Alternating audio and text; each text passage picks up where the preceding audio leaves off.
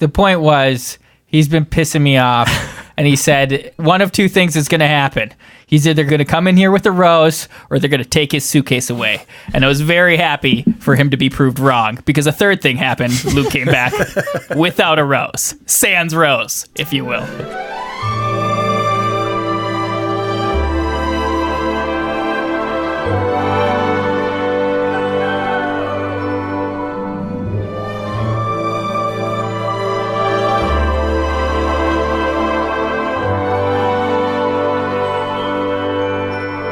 Hi, hello, welcome to another brand spanking new episode of another Bachelor podcast. I'm Dylan, saddled up next to one real Nicholas Davis. What's going on, everybody? Patrick, the producer of the podcast. Hi, guys. He's over there behind the Hey, glass. how are you? So, a lot of build up to this episode. On the social medias, it was adorned with the title Worst Episode in this show's history.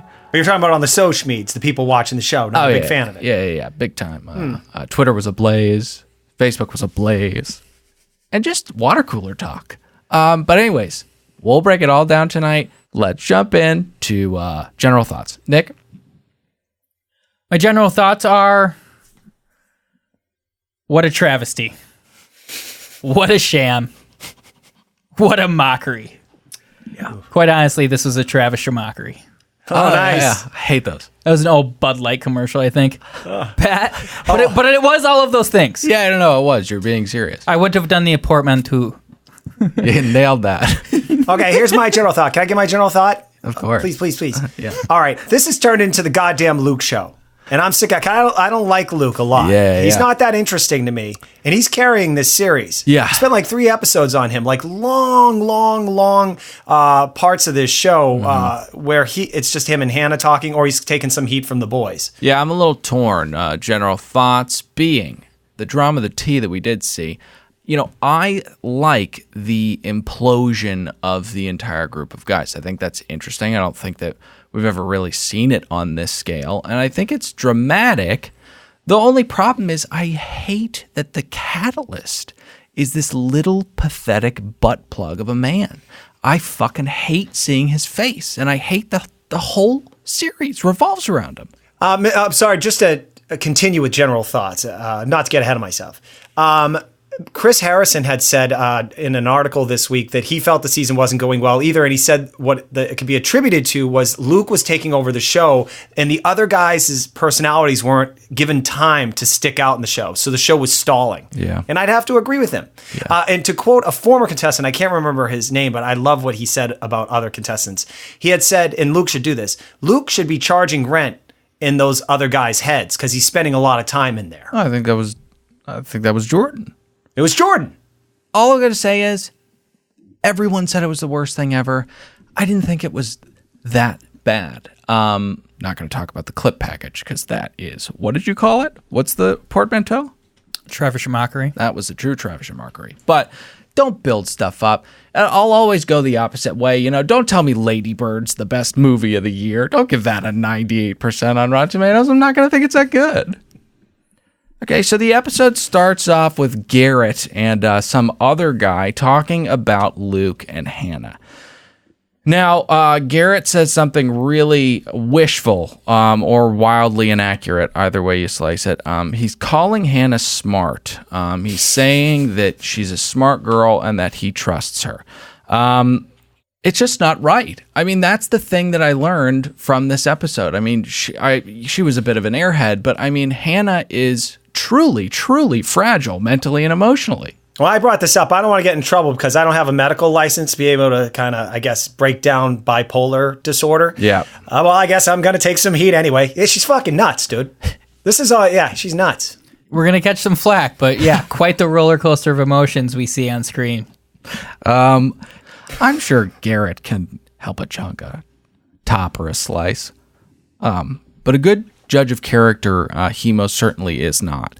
And again, I mean, he's fine. He's lucky enough to get discounts at a pro shop. He doesn't pay for teas. He gets Pro V1s for $35. But if you don't have those kinds of perks, Can I very quickly say, and we are obligated to now that you pick up, mention the golf stuff. We did receive a cease and desist from Second Swing. Yeah, it turns out it's illegal to say or present like a company has sponsored you. And to be honest, that's just our subtle satire. We knew that, but we just get it. But I guess you really have to specify. Adulting. It's like, we're just goofing around. But I say we push it to the limits because they did say they're going to give us one more crack at the wheel. Chunk of the money for a 15-second spot. So just go there, second swing, all your used golf second clubs. swing, every putter cover, driver. I mean, all of it. You can get individual clubs, you can get iron sets. All of it is there. Minnesota company, huh? Yeah, Minneapolis, right there on Hennepin. Okay, Hannah and Luke continue with their chat. Do we need to talk about any of this, or can we get to her putting him in the van?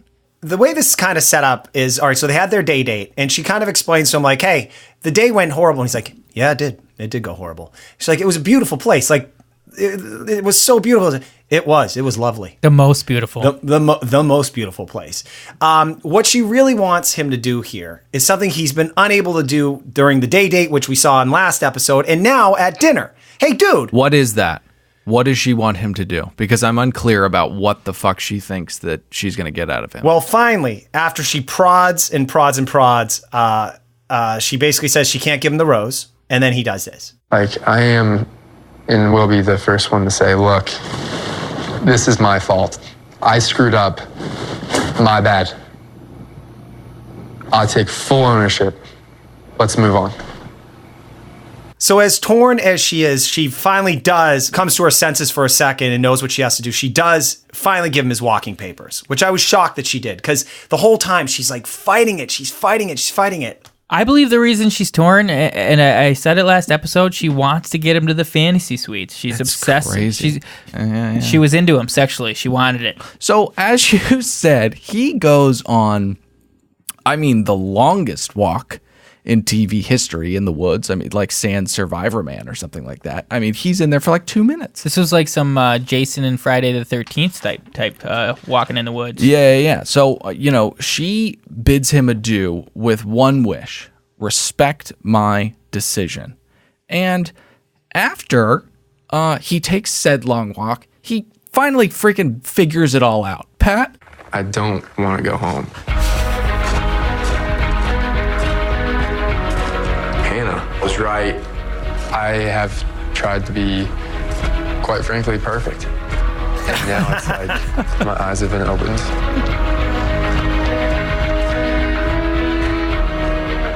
I need to fight for her because I don't want to lose her. Nothing gonna stop me. Nothing's gonna clutter or cloud my mind except pursuing Hannah. I just see her and I'm like, yes, that's what I want. That or like some fucking like disease or like, like one-minded bacteria that's just like moving forward. I love how he says like, nothing's going to clutter my pursuit of her. Not even her telling me that she wants me to go home and respect that decision. Never take no for an answer. Yeah. All right, we've got to move on to more incredible stuff. They have a conversation once he arrives back at the mansion, or what you would call a tard off. Any highlights? Well, it worked. Him walking back to her. She acquiesces. It's a tard tango. Oh, I like that. Yeah, two of them. Now, gentlemen, I don't want this to be a clip-heavy show. A tard tango, Nick. Yeah, they're doing a dance of the tards. It takes two to tango. Yeah, 2 tards to tango. 5 stars. I don't want this to be a clip-heavy show, but I think we'd be remiss if we did not play this gold. No, kidding. This is like nails on a chalkboard. What are you about to play? I want to move mountains for you. I hate this. I can't stand it. I don't know what we're yelling about. I cannot stand it.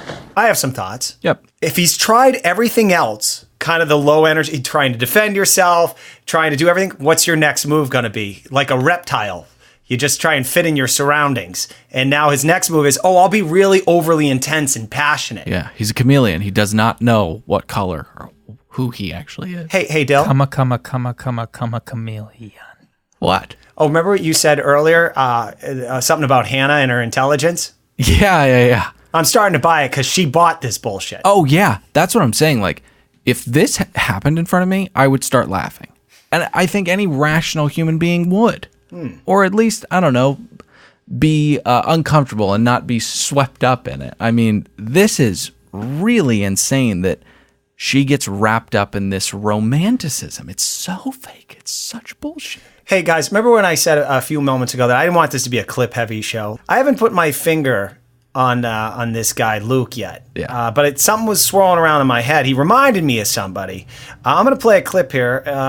You tell me if they're similar. Huey released this. 4, their most accomplished album. I think their undisputed masterpiece is Hip to Be Square. A song so catchy, most people probably don't listen to the lyrics, but they should, because it's not just about the pleasures of conformity and the importance of trends, it's also a personal statement about the band itself. Hey, Paul! Ah! American Psycho. American Psycho. Yeah, your namesake. Christian Bale? God, Patrick. It is Patrick, isn't it? Yeah, the character's Patrick, I think. Right? Patrick Bateman, is the character name. But is that his name in American Psycho? Yeah. Yes. It is? Yeah, Patrick Bateman. Yeah, your namesake. Oh, thanks. He is so phenomenal. How phenomenal is he? Fair to Midland in that Terminator movie. He is one. You pull somebody's darkest day up and shine it right in their face. That's not right, Patrick. He's a talented actor, one of the most talented of I'm not walking. You're fucking walking. What's that from? Terminator? Yeah, that was his. Oh yeah, he. Oh, that's right. The Mike Be a Slides. fucking professional. Yeah. He got a bad rap for that. He's passionate about his craft. I bet respect Jessica it. Biel's done that on set like 10,000 times. And she's a anti-vaxxer. Oh my God. That's why I brought up Jessica Biel. There is a video on her Instagram, which may be the single piece of content that has aged the least well. She is in the bowels of the O2 Arena, punches in a code, puts her handprints on a door. It's Michael Jackson's secret, green room in the O2 Arena. You type in a code, you put your hands up, the door opens into another room, you pull back a mirror, and inside, all these creepy silhouettes on the wall, and she's like, so many secrets in here. It's like a fucking episode of True Detective. She walks into a black lit room. It's all black lit. And then she goes even deeper into this wilderness room. It is so fucking terrifying. And then in one of the walls, an arm pops out and it hands you a juice box. How did we get to Michael Jackson? Because I had a point when he got brought up too. We were talking about Christian Bale and that flip out. And then I said Jessica Biel's probably done that 1,000 times. Oh, and you also said that video on her wall was the piece of content that aged the least well. Yeah. And I thought another piece of content she's done that hasn't aged well, speaking of pedophiles, is Seventh Heaven. What a weird turn of events for that overly religious show. Was it the father? Yeah, it was the father on the show. God, the fucking world is just crumbling around us, isn't it? all our supposed good guy heroes, Cosby. Just evil people. Yeah. Oh, and American Psycho, love the movie, but every time I see it, it reminds me of the time I was playing poker with Battlestar Galactica's Mike Taruco, and I had a little too much to drink, and I continued to say he looked like Christian Bale, and I called him Batman and American Psycho throughout the night. Oh, wow. But I also took the table for a ride and ended up like $800 richer. But really? Yeah, it was a great time. Hey, do you guys want to talk about The Bachelorette? They come up with a compromise. She's not going to give him a rose, but he's allowed to stay. This is so fucking damaging. It is a hive mind fuck to the rest of the guys, and it fucking ruins, as Chris Shitface Harrison would say, the traction of the show. Tell me if you guys agree. I don't know. I haven't really gotten to know the guys that much. I have funny little names for them. I attach certain attributes to them. I don't really know them. No, I know it's tough. I mean, we know, certain stuff about certain guys. Tyler C is unbelievably chill. Peter's a big goober. Stay in your lane. I got the names for these guys, okay? Oh, okay. I like Peter, but yeah. He's a goober. He is a goober. I would not want him landing my aircraft. I wouldn't want him on top of me pounding away at me. So the guys are back at the house while all this hoopla is going on, and they are voicing their hope to see someone walk through the door and take Luke's monogram suitcase away. Garrett has really been pissing me off lately. Why is that? Just getting too righteous. He's got no shot, and he's feeling way too confident. Just lay in the back. You're fine. You're not going to win. Be like the golf pro. Can't remember his name. He's a golf pro. Yeah, he's a golf pro, but I don't agree with your take. I think that Garrett has a fucking moral compass that knows where north is. And Compass. Don't you dare tell me how to pronounce words. We laugh at him and we move on. Do not ever tell me how to pronounce words, mum and pup. And it's compass. It's compass. Both of those were better than the first time, I feel like. What did I say the first time? I don't know. Comas. No. Now leave all this in. I want to hear this. Anyways, I think that he's identifying behavior that he finds fucking repugnant, and he is saying something about it. I don't think that he's cocky. I think that he's angry, and I think he's brave enough to say, hey, fuck you, because no one else is saying it. Well, you're getting ahead of yourself here. The point was, he's been pissing me off, and he said one of two things is going to happen. He's either going to come in here with a rose, or they're going to take his suitcase away. And I was very happy for him to be proved wrong, because a third thing happened. Luke came back without a rose. Sans rose, if you will. That is so funny. Oh my Fuck God. you, Garrett. Oh my God, that's so funny. I thought the big, fat, affable guy was the golf pro. That made more sense to me. Oh, yeah. I've been confused the whole time. That's Dylan, by the way. No, it's not. That's Grant. That is Grant. Diabetes. Okay, we've got to get back to the show really, really quickly. Luke does return. The third option is played out. And the guys are kind of, I don't know, I feel like it's heavy for a lot of the guys. Like they're all taking it in that she likes this guy. Like she didn't give him a rose, but she's doing this weird thing where she sees something with him. And I think they're all like kind of bummed out by that because they recognize how shitty he is. If I was on this show, I would seriously be like, ugh, if she's even remotely attracted to that guy, I'm fucking out of here. I believe some have stressed that point, Dylan. Yeah, they can't believe that she's into him.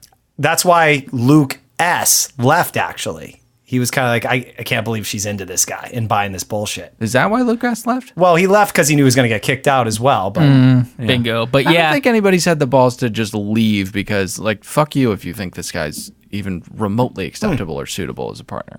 I would tell each one of these guys individually, you are an island, and stop letting Luke P dictate your actions.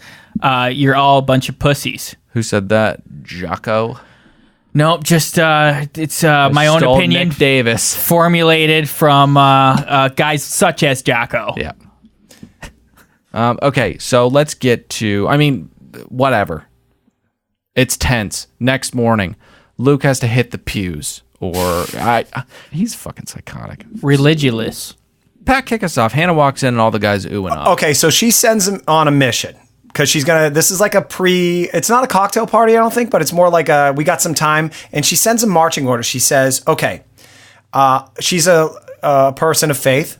Oh, yeah. And she says, you correct me if I'm wrong. Does she say, don't focus on the scene, focus on the unseen, and I want to have those conversations? I think what she's trying to say there is, share what you're uncomfortable with. I want to get to know, let you guys be vulnerable, and I want to get to know you guys. Yeah, so Garrett takes her first. Pat? Okay. So I don't think this guy has a shot either. As you mentioned, you don't think he does either. But she says she's looking forward to getting to know him, which means he's obviously going to get a rose tonight.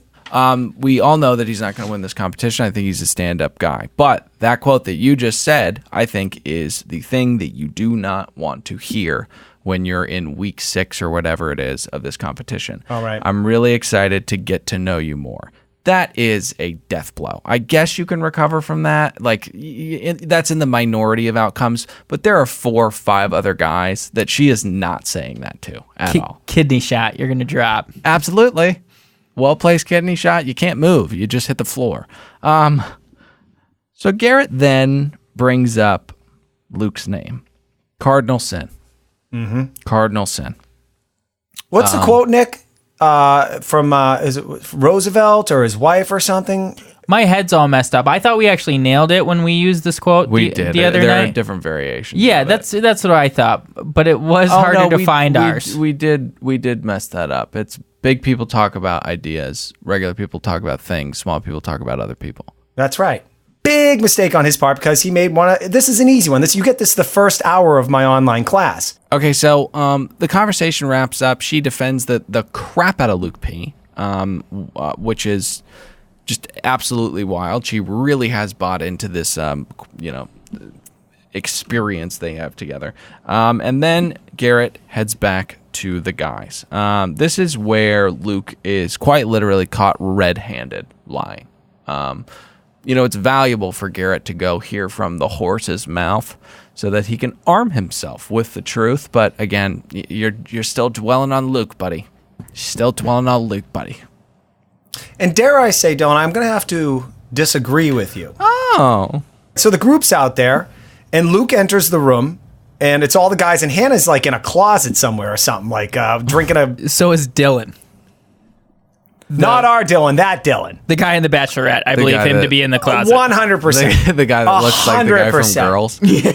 100%. Okay, Pat, take it easy. Right. So anyway, all the guys are back out there. Now, Hannah has told Garrett, like, I don't want to hear about this anymore, too. Not only defending Luke, but really kind of just saying, like, let's move the fuck on. I'm sick of hearing you guys fight. I'm sick of this.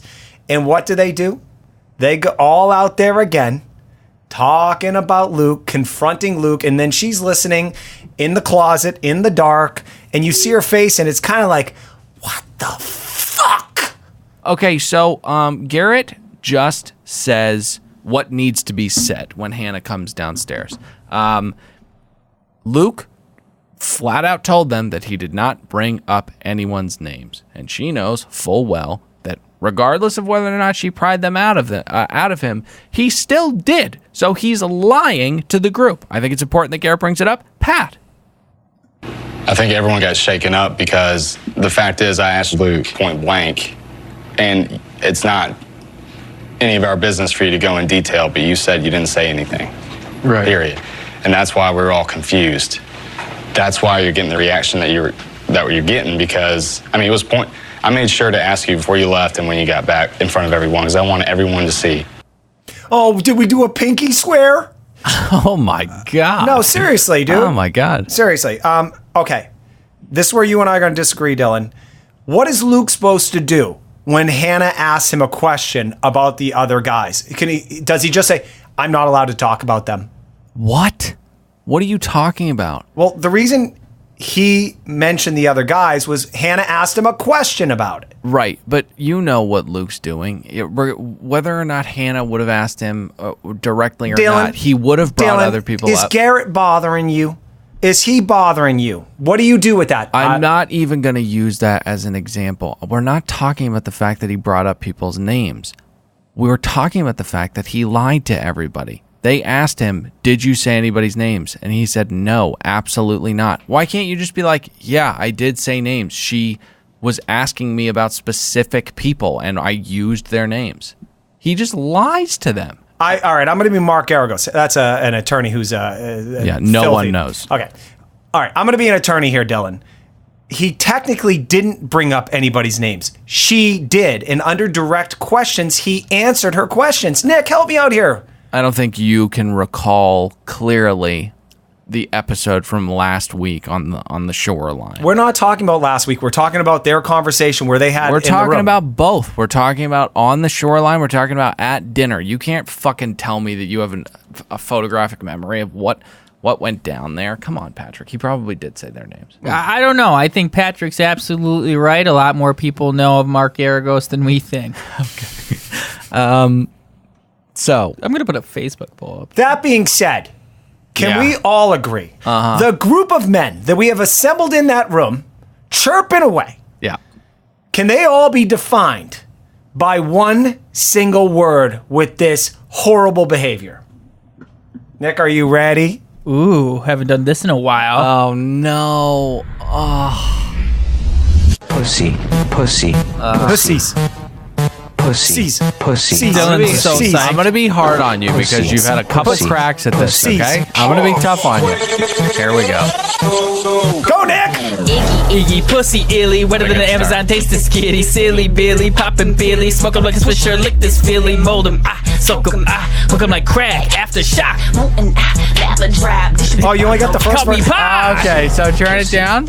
So this is what happens every time. Somehow, even though it's a simple 4 measure and a bar, you seem to miss the downbeat every time. No, you not every time. I always hit Pretty that. much Oh every no. time. We're gonna check the stats on that, and you guys were talking immediately before my drop. Really got in my head. Yeah. I will say not my best performance, but the time in between has a huge effect on it because the first time I did it, I listened to the song, I don't know, 200 times before we recorded the episode. Right. So you should not be holding me to the same standard. I think all in all, I did pretty well. Yes. What is an Amazon taste of skitty, silly Billy, pretty good. poppin' Billy, I would smoke 'em like a say, fish, yeah, lick I'd say this about a Billy. 7.1.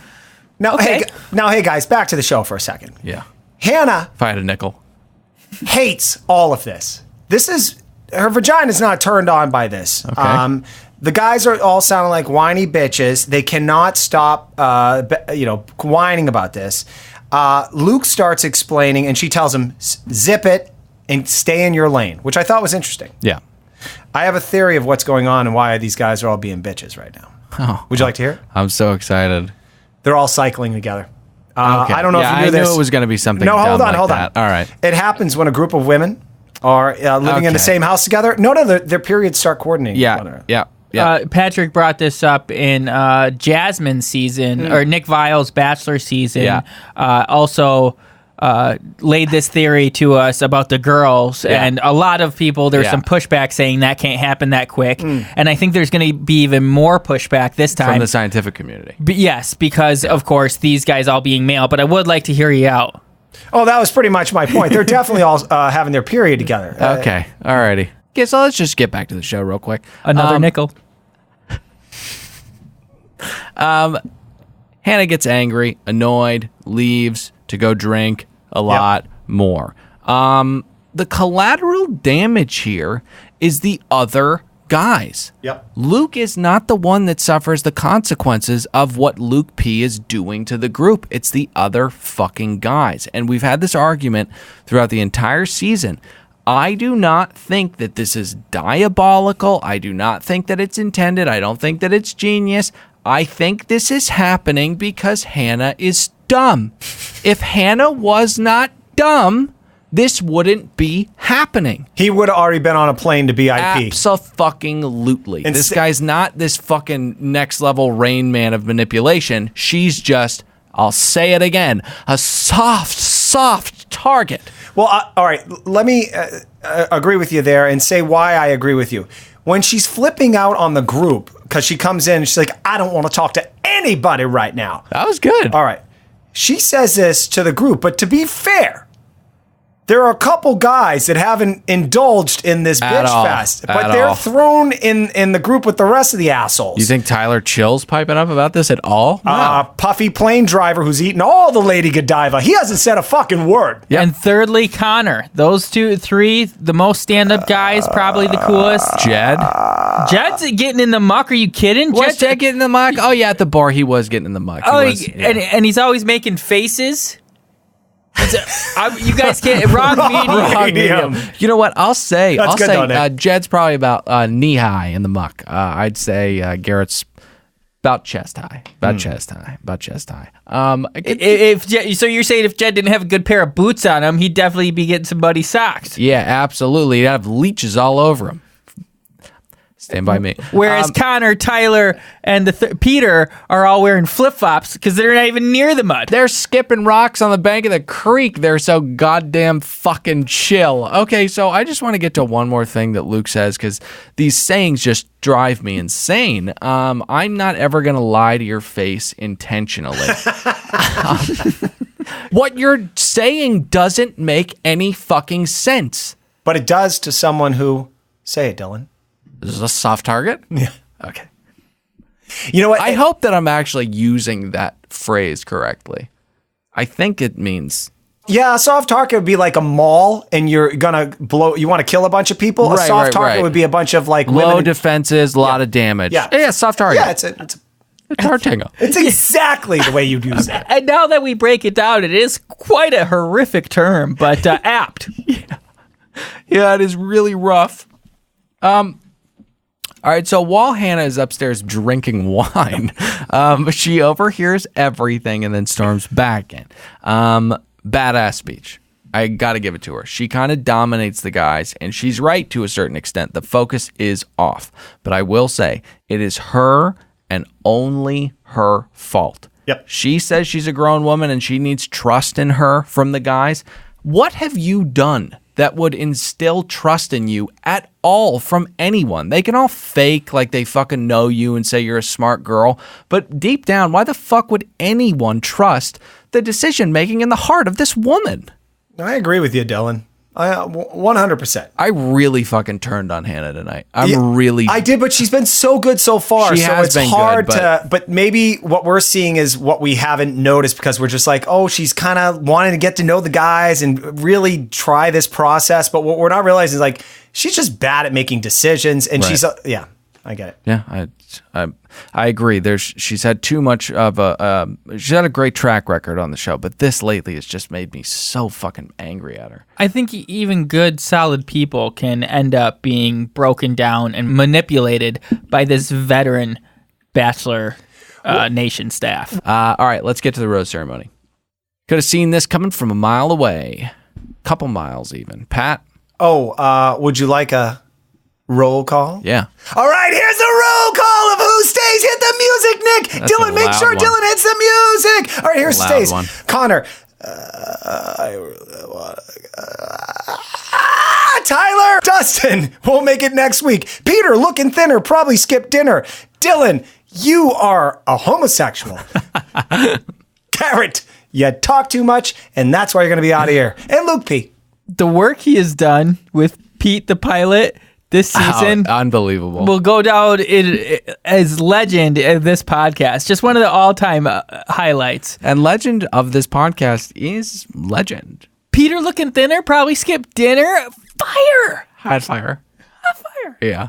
Dial on that. So the last rose, of course, goes to Luke P. I noticed a very sincere hug from her. Like, it's okay. Like, there's going to be tomorrow, and we're going to have more time for us. Yeah. You know? Yeah. She likes him. Hey, Dylan? Yeah. Who's Grant? Diabetes. So a lot of people go home, a lot of good ones. We lost a lot of good men tonight. Kevin, Vampire Pig, and the aforementioned Grant. Who is not a golf pro. He's not a golf pro, but he does have high blood pressure. And our talent manager now gets to go back to Sherman Oaks and manipulate girls on Craigslist thinking he's going to help them out with their career. Right. But he's not. He's not. And he's not going to do a casting couch thing. He's not going to fuck them. He's going to try his best. And he's going to fail because his best is not good enough to cut it in this cutthroat industry. We actually could probably get him on here pretty quick. He's just down the road. Yeah, right. I think so. Hey, can I say something? Dylan, I don't know if you have a note on this, but I caught this. After the guys who got kicked the fuck out leave and the door slams, Hannah goes, now we can talk. And it's kind of saying, like, now we got rid of the fucking riffraff. Right. Let's let the party get started. Yeah, the fat's been trimmed. Now that wet blanket vampire pig is gone, we can finally fucking party around here. Kevin. I think Kevin's great. No, that's what Hannah said. We all love Kevin. Oh, okay, got it. All right, so we're about to approach the portion of the episode that was I mean, I'll say it again. I mean, this franchise just spits. And it was interesting. It just spits in the face of the American audience. But before we get to that part, I want to just rattle off a couple highlights from the brief time that we got to spend in Riga, Latvia. I love that Peter just rattles off the landmarks and the geographical location of Riga, Latvia. I missed the landmarks. He's like, oh, it's south of Estonia. Right on the Baltic Sea. Yeah, right, Pete. Yeah, right. I believe it. He's a fucking pilot. No. He may be a schlub, but he can read a map, which he looks at all day, every day. Maybe you're right. I want to get to the second half of the show. We've got to take a break to hear a quick word from our sponsor before we get to the second part of the show. Harp. Today's episode is brought to you by OJ's Fantasy Football Hour, live on Periscope August 1st. Presented by K-Bar. OJ Simpson has joined Twitter and is excited to start clapping back at all the BS and to talk about his favorite thing in the world, that's fantasy football. Join the juice for all the tips and tricks on draft strategy, fab budgets, and when to trade away your bell cows. Tune in every week for all the info you'll need to brutally murder everyone in your league and their boyfriends. So don't miss the premiere episode of OJ's Fantasy Football Hour, August 1st on Periscope, presented by K-Bar.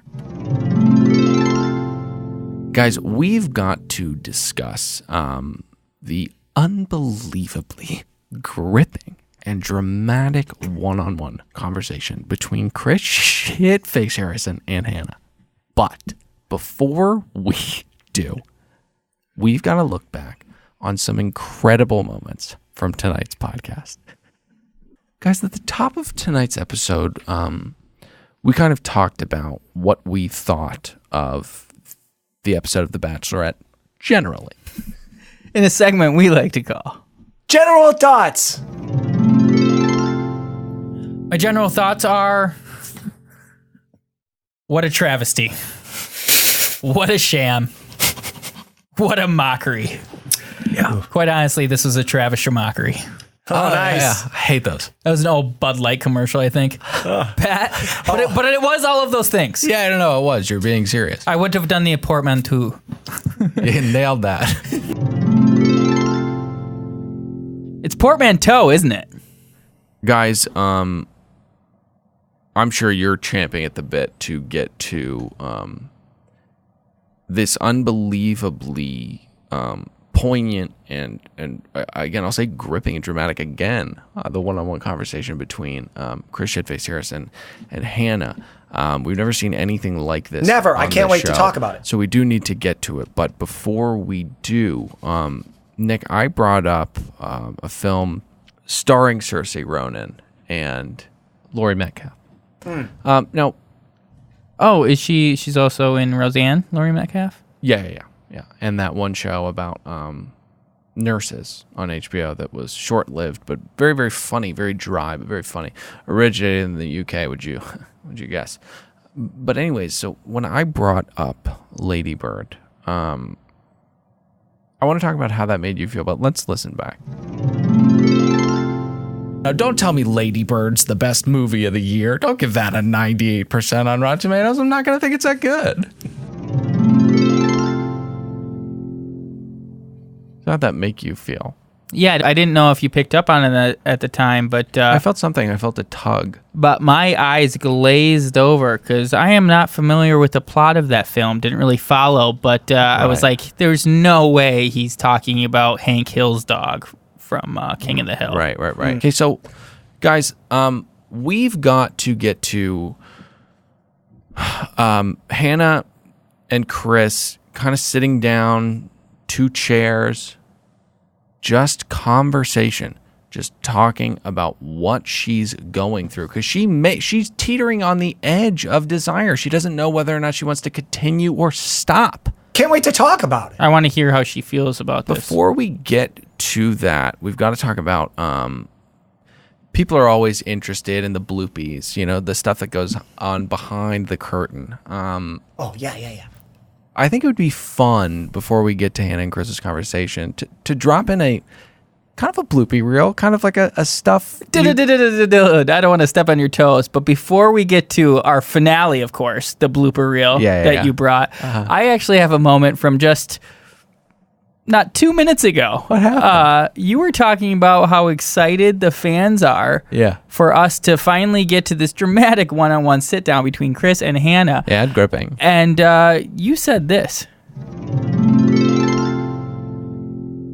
Guys, I'm sure you're champing at the bit to get to this unbelievably poignant and again, I'll say gripping and dramatic again, the one-on-one conversation between Chris Shitface Harrison and Hannah. Champing at the bit? Yeah. Now, I understand that is the correct origin, and it's actually champing at the bit because... Yeah, I was torn there too because But it was so pretentious of you to pronounce it champing. People still say chomping, even though that's not where it's derivative from. Yeah, I'll just tell you I felt torn about that because I felt like an asshole saying it, but I felt like I owed it to the English language.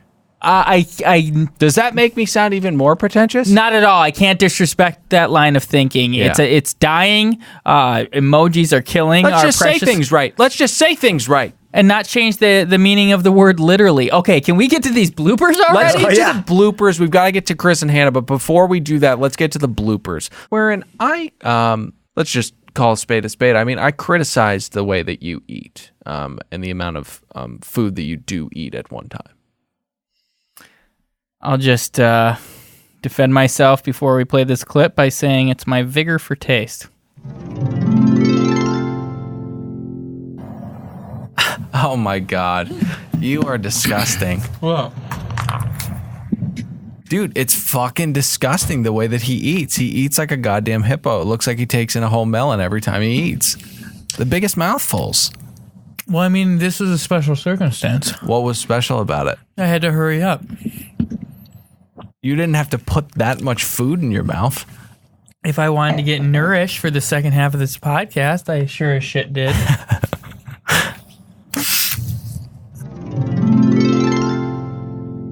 So you still have lettuce in your teeth. I just want to let you know that.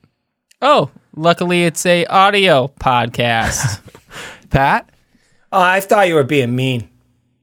Thanks, Pat. You don't ever have to sit next to him when he's eating. And he orders sloppy, wet foods. That's what he likes to eat. He likes to eat things that are saucy. He likes to eat things that are viscous. They're solid, but they're viscous. And he sloops and he slops and he chews with a gargantuan amount of food in his mouth. He looks like a goddamn fucking pack mule who's hungry.